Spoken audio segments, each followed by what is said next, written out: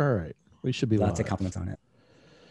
All right. We I got can see more why. people joining us as well. Good morning. Good morning. So every week at 11 a.m. Eastern, we start our week with a poll. And let me pull up the poll. And we'll get to our special guest, David Robb from the CDP Institute in a moment. But this week's poll, we asked 100 plus people what their plans are for upcoming travel. You've heard a lot of people talking about, at least in the U.S., and every country is different right now. Like we're seeing global headlines of a lot of variation that's happening, but in the U.S. there seems to be a little bit more optimism. And so the question that I posed last week is, where are you at in that spectrum of attending events or not attending events? And a pretty even split here between, will you get on a flight for an event versus planning for 2022? A few people wanting to attend local events. I think the thing that I took away from this was kind of a feeling of people wanting hybrid events, of wanting kind of the in-person as well as the ability to zoom into events. I think that may become the new model moving forward. I don't know if you have any reactions, Megan, to any of this information. Yeah, it's interesting, right? You've got people who are ready to go. And I know, for example, it's been school vacation in a lot of locations the last couple of weeks, and plenty of people are on planes traveling. I mean, we're seeing that. And in fact, I was speaking to someone the other day who's in the travel industry, and she's already running into trouble booking vacations for people because things are just full, which is super interesting. So tip to everyone on the line, if you are booking your summer vacation travel, better get on that.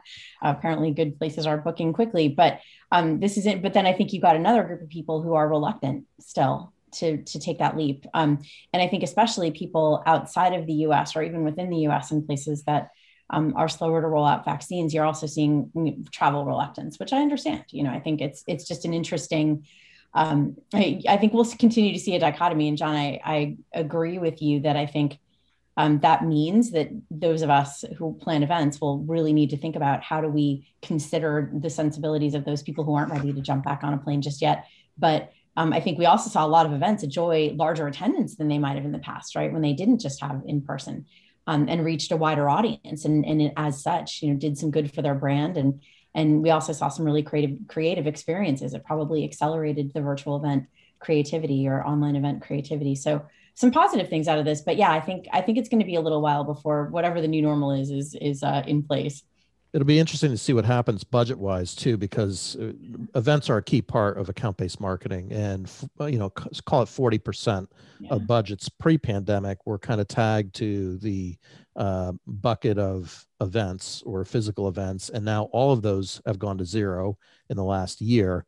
So if you're internal and you're now having to do events again, are you having to fight for that budget with your CFO to get the event budget in 2022? There's going to be some interesting discussions as far as how that all rolls out. I know in some situations we've seen a couple clients who say, hey, I've got unspent money because we usually do all our events Q1, and so I've got new ways to invest, which is interesting from a digital perspective, and certainly selfishly it's good for our business as well. But it'll be really interesting to see how that kind of evolves into 2022. Yeah. Well, and I think maybe that's a good way to introduce our guest today. Speaking of cool ways to invest any potential windfalls you may have in your marketing budget. We've got David Robb here today, and David has probably forgotten more about B2B MarTech than most of us will ever know. So I'm thrilled that he's joined us today to talk about customer data platforms, CDPs, and his CDP Institute, where he's just sharing a ton of knowledge about this, I think, really, really interesting and valuable category. David, thank you so much for joining John and me today for Account-Based Friday. We're happy you're here. Megan, delighted to join you. See some familiar faces there. It's great. Excellent. Well, I think perhaps the place to start, and I'd be curious for people to put in chat if they want. I've got the chat window open so I can keep an eye out.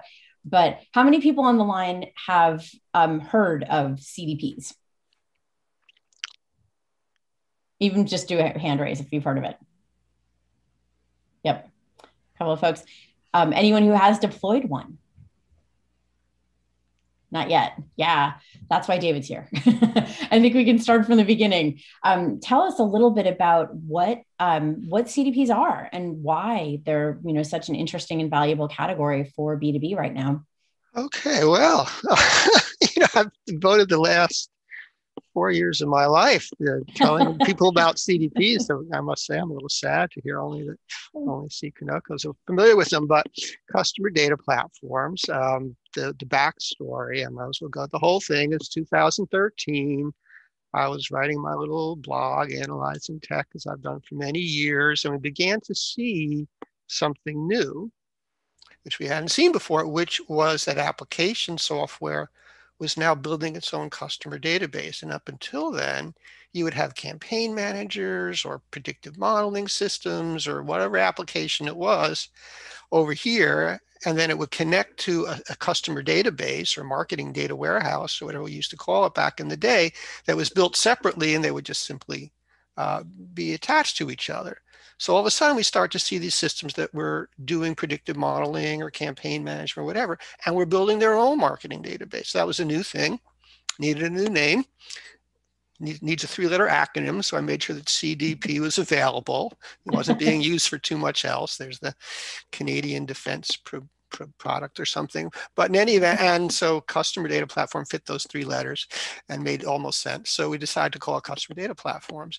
And then I wrote about it extensively. Nobody paid too much attention, made me a little sad. Then suddenly in 2016, the category explodes. We have no idea why, at least I have no idea why. But there's just a lot of interest all of a sudden. And so a couple of the vendors came to me and said, hey, the category is exploding. You're the guy. What can we do? So, well, I didn't want to work with any single vendor because I've been vendor neutral my whole life. So I said, well, let's found this vendor neutral institute. So that's how the CDP Institute comes about. And since then, it's really grown. I mean, I think we had, I don't remember for sure, maybe we had 10 or 15 vendors at the start as sponsors. And, now there's at last count north of 130 CDP vendors. They're not all sponsors, but a good chunk of them are. So the Institute is kind of where I spend my time. And my mission is, it's like a license to kill. All I do is I just go around, talk about customer data and help people do a better job managing their customer data. And, oh, by the way, many of them need a CDP. So everybody wins and I get to do stuff. Nice. Well, and what would you say, are some of the problems that customers express that CDPs can help with? What are some of the challenges they have that you've seen this category really be helpful to solve? Right, because I didn't actually answer your question, what the hell is a CDP? So very subtle of you not to mention that. I appreciate it. I'm not letting you get away with it. Yeah, all right, fair enough. So, all right, so what a customer data platform is the system, the definition is it's packaged software that builds a unified customer database, persistent customer database that's shared with other systems. So going back to that little backstory, originally we thought of them as systems that were just building their own database. What we realized is not only they're building their own database, but they're actually sharing that out with other databases. So now the CDP definition has shifted slightly. So the real reason that people are interested in and what's driven the whole thing is that people have all these silos of data throughout all the systems in the company. And as MarTech has exploded and there's more and more systems, there's more and more silos. So there's more and more of a need to bring all that data together. And there really was no other kind of software that was designed specifically to eliminate those silos, if you will. All right, you had your CRM, you had your marketing automation, in B2B in particular.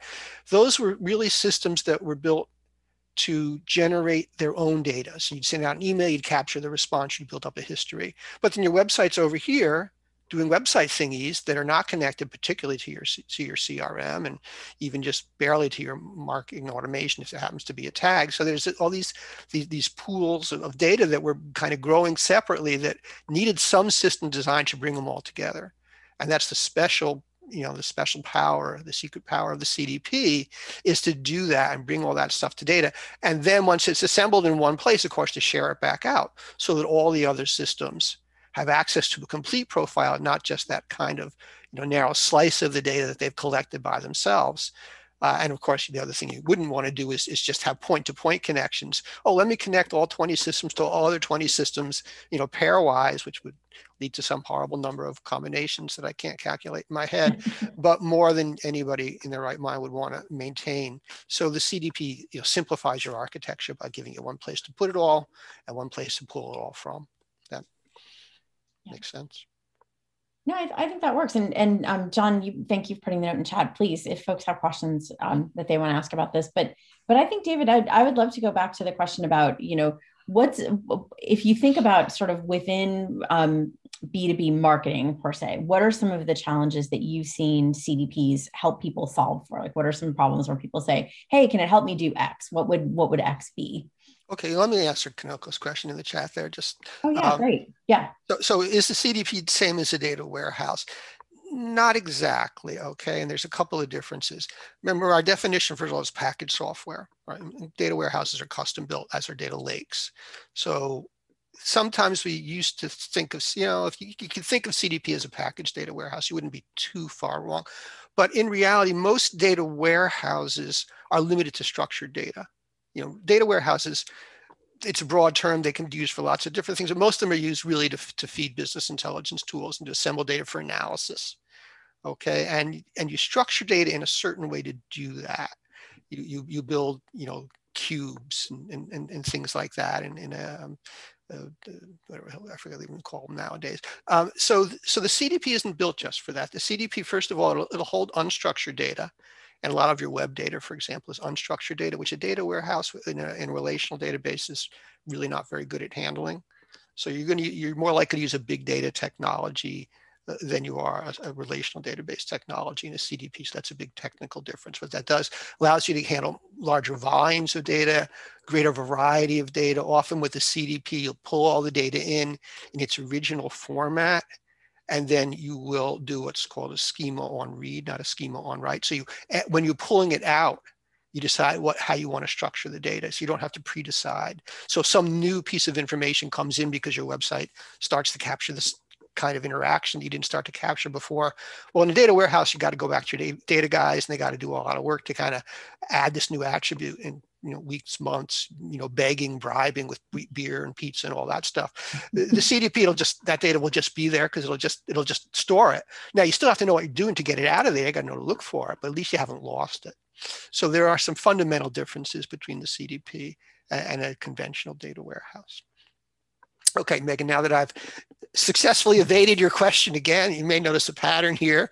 I'm still not letting you get away with it, but actually, Kanako, that was a great question. I'm glad you asked that. Thank you. What was your question? It was some examples of problems that people can solve using a CDP, in particular within marketing would be great. Okay, so part of the problem is exactly that. You got all this data that is not being captured properly by your older systems. So if you want to, for example, classic problem is I want my call center people to know what's happening on the web, right? Because the call center is working in a CRM system. It knows what happened in the call center. Maybe it knows what the sales guys did. It might even have access to order data, but it's not connected to the website because CRMs just aren't connected to the website. So you have to go through the CDP. The CDP takes that web data, pulls it into the CDP, applies some level of structuring to it, as we were just discussing in the data warehouse discussion, and then shares it out to the call center system so the agent can see, oh, this is what this person just did on the website. And that can be in real time or close to real time, might be a minute or two lag, just depending on your system. So it lets that call center agent see what's going on, get a more complete view. That's a real classic CDP kind of activity. Another classic CDP application is retargeting. So again, somebody went to the website, they had a drop shopping cart, or they did something else in a B2B context, they downloaded a paper, whatever, and now we want to send them a follow-up message. Well, back in the day, to get that data out of the data warehouse logs could be a lag of days, sometimes even worse actually. And in the CDP, again, it's all pre-wired, so you have that available immediately.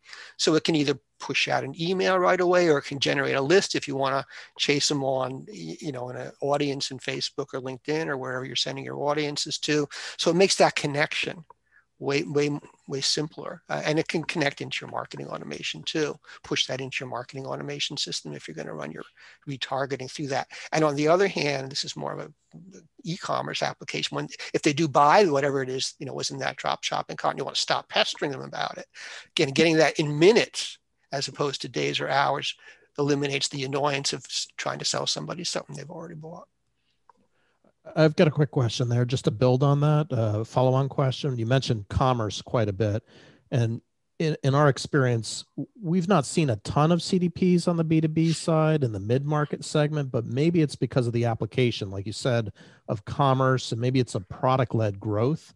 So maybe there's more of a need there to kind of trigger like the combination of product-led growth or product statistics, like you said, the unstructured data to drive the requirement to the CDP side. Maybe that's, or maybe it's just newer to that particular mid-market segment.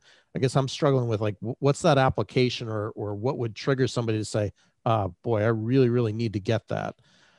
Well, all right. So the initial industries that most adopted CDP were really retail and media. So media being things like what content should I recommend to somebody, that Netflix kind of media in particular, or what article should I recommend they look at next. And those are two things that, as you say, have a lot of transactions, very quick response, very quick sales cycle. You buy immediately, pretty much. You select a piece of content immediately, that kind of thing. So they're really easy to measure, and they have a lot of data to play with.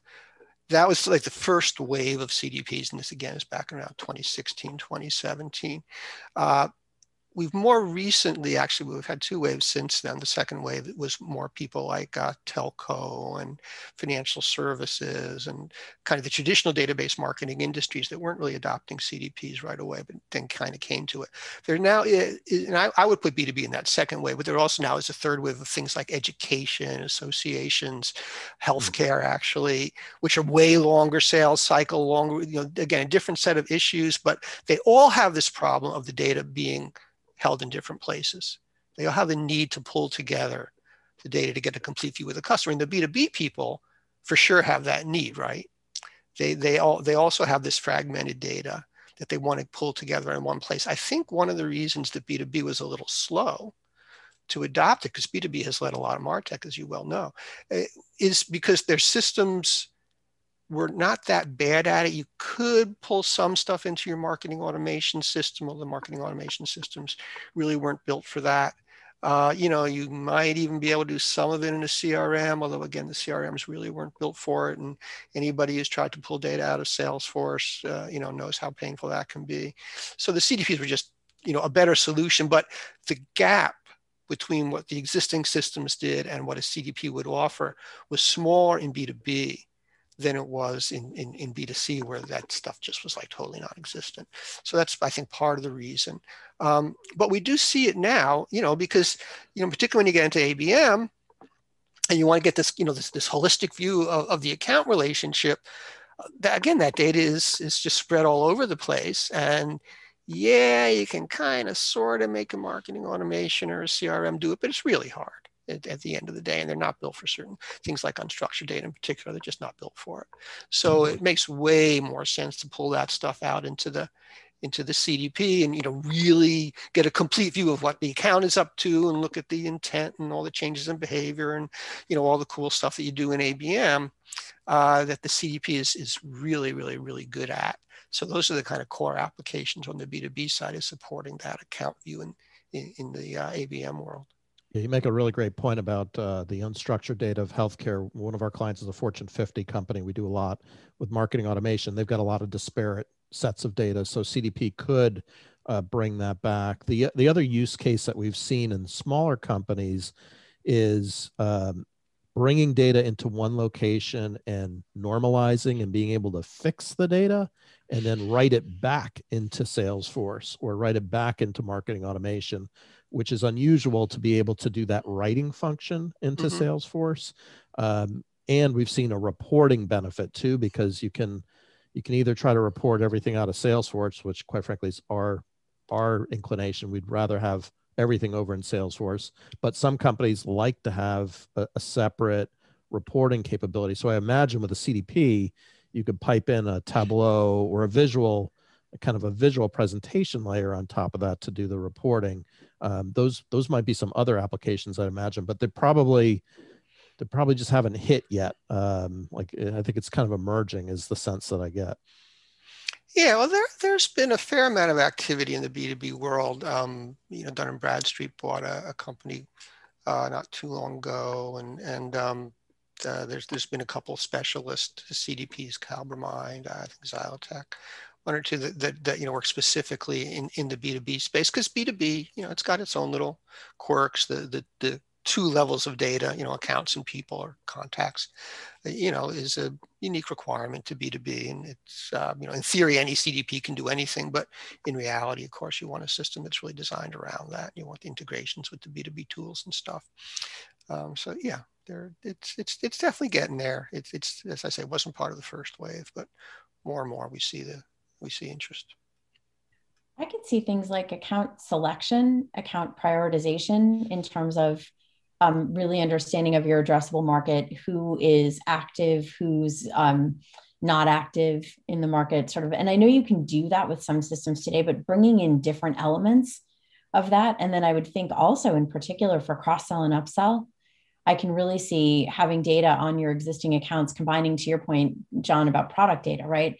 If I'm a customer success person, I need to see product usage data. I want to see online activity. And if I'm an account manager paying attention to where I have growth potential, I also want to see things like intent data, right? Where I'm looking at, is this customer not super happy? And do they appear to be searching for other things that are different solutions to what I have? So I think if by bringing all that data together in essentially real time and being able to aggregate that at the contact and account level, I mean, that has the potential to do some pretty cool things when you're thinking about triggered account-based plays and responsive account-based plays, as well as proactive ones. I don't know if that's something that you're seeing a ton of, David, but. Yeah, well, again, going back to the origin story, one of the original classes of the CDP systems back in 2013 was all the lead scoring guys, Mint2Go and Lead Space, and a lot of companies that are no longer with us. 6sense, which is still around and doing very well, and that was one of the unique things, and is one of the unique things about the B2B CDPs. Has most of them have a third-party data component, which the B2C CDPs tend not to. They're mostly about first-party data. Mm-hmm. But all those companies, all those predictive modeling companies that I was just mentioning, they all went out and they all spidered the web and they all pulled out intent data from public information. So because they needed that to do their job, they kind of had to pull all the data together to do the predictive modeling, or the lead scoring in that case. So that has always been a component, and a kind of a unique component of the B2B CDP, is pulling in the third-party data. Often they'll connect, that's why D&B buys one, right? Is so that they can take the third-party data and make it accessible and usable and do all the analytics that you were just talking about. That's a core CDP function, particularly in the B2B world. And it's a distinction between the B2B guys and the B2C CDPs. I would think another area too that would be valuable, and going off my knowledge here, I think Kanoko, you use Marketo, and Carrie, I think you're on HubSpot. I know off the top of my head, Marketo has this issue where they only retain data up to 60 days, or I might be off by 30, might be 90 days, or some period of time, but it's limited in a 6 to 18 month sales cycle. So you don't have all those multiple touches that a CDP could potentially take some of that activity and store it cheaper than what you could do in Salesforce. That could be another huge benefit from an ABM perspective if you've got long sales cycles and if multiple touches are meaningful to kind of capture. And I don't know if HubSpot has that same issue as well. Yeah, 30 days to 25 months. Yeah, depending on the records. Yeah. And to Kanoko's comment there about, they don't want to store that stuff within the marketing automation or the CRM system. It's super expensive is what it boils down to. They're just not built for it. So, and the CDP is built for it. That's part of our definition, persistent data. It's a long story behind it, but so yeah, you want that data out there as long as you want it for. We used to say just forever, but there are regulatory constraints on can't really keep your data forever nowadays without permission. But it should be your decision how long you keep it, not a technical constraint that's applied by the vendor. And as compared to a data lake, which you can throw data into a data lake, but it's disorganized, right? You have to attach some sort of a refinery to the data lake to make the data usable, and the CDP kind of has that refinery layer. Maybe it's distillery or purification plant, whatever you want to call it. So the CDP sits on a data lake. It effectively is a data lake inside the CDP, but it adds that additional layer of processing that makes this stuff useful. Because otherwise, a data lake, you usually need a data scientist to do anything useful with. Makes it a little more accessible then.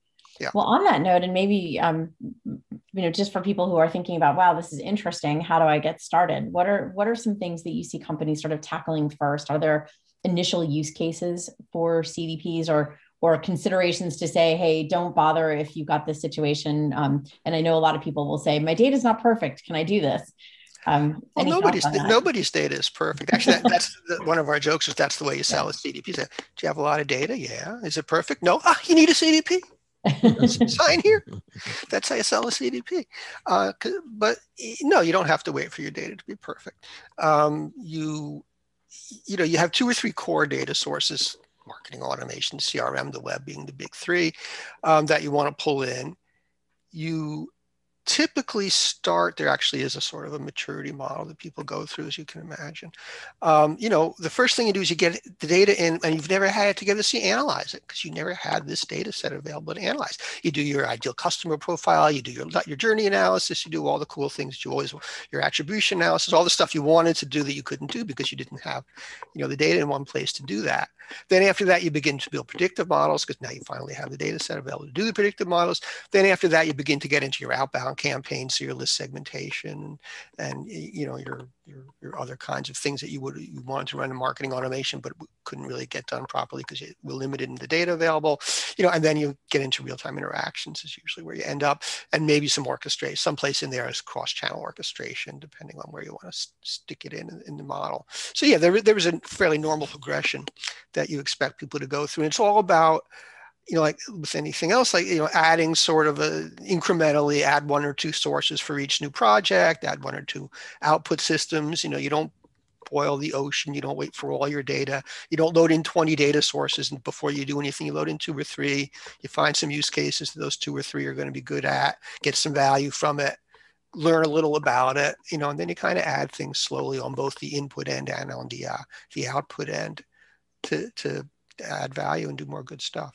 So yeah, pretty normal process. Yeah. So, it sounds like really, those are some things that everybody needs to do. And that would be a lot easier if you were able to bring that data together. That's why I'm excited about the category, because it seems like it's solving for some things that are really not fun today and hold people back from being able to have really complete account-based programs. So I was excited for you to share this with us today, David. Always happy to share. John, any parting thoughts before we wrap for this week? I think this is a great conversation, and you've illuminated a lot of different use cases here that people could use CDPs. So no, I think that's fantastic. The one thing that triggered in my mind, listening to you, Megan and David, the financial use case of a lot of these companies have financial data that sits in another set of systems, and if you could bridge those legacy systems to the upsell, cross-sell. And that's a big pain point because a lot of companies don't really have product level data and financial data in their Salesforce system. So the CDP could bridge that. And to your point, Megan, really be very effective in a cross-sell, upsell. I could totally see a use case for that. Yeah, it's an exciting one, brings so much efficiency. I think that's a cool one. All right. Well, with that, thank you everybody so much for joining us today. And David, thanks for being our guest, and everybody who took time out. We appreciate your investment with us. John, I think we good for this week? I think we are, and we'll see you next week at 11 a.m. Eastern. We'll do another 30 minutes.